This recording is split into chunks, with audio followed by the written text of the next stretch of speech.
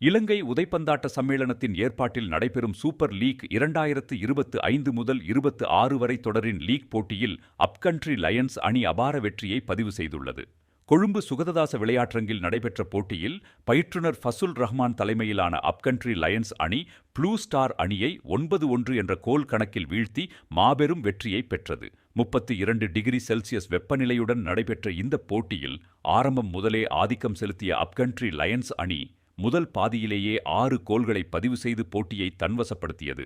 போட்டியின் 12வது நிமிடத்தில் ப்ளூ ஸ்டார் அணியின் வீரர் ஜெரி ஒம்பேபே அடித்த சொந்த கோல் மூலம் அப்கண்ட்ரி லயன்ஸ் அணி முன்னிலை பெற்றது. அதனைத் தொடர்ந்து 34 மற்றும் 38வது நிமிடங்களில் முகமது ஈசான் 2 கோல்களையும் 39வது நிமிடத்தில் முகமது அகீப் 1 கோலையும் பெற்றுக் கொடுத்தனர்.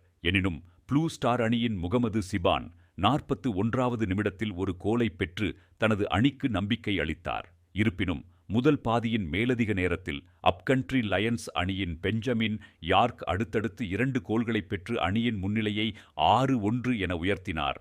இரண்டாம் பாதியிலும் அப்கண்ட்ரி லயன்ஸ் அணியின் கோல் வேட்டை தொடர்ந்தது.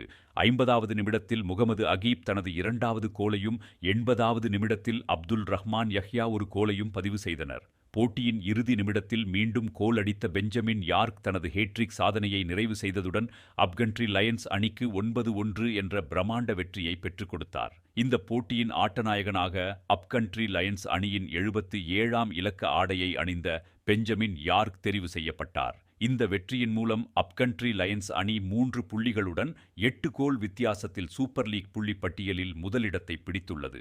அதேவேளை ப்ளூ ஸ்டார் அணி -8 கோல் வித்தியாசத்துடன் பின்னடைவை சந்தித்துள்ளது. அப்கண்ட்ரி லயன்ஸ் அணியின் இந்த அதிரடியான ஆரம்பம் இம்முறை சூப்பர் லீக் கிண்ணத்தை வெல்லும் அணிகளில் ஒன்றாக அவர்களை முன்னிறுத்தியுள்ளது.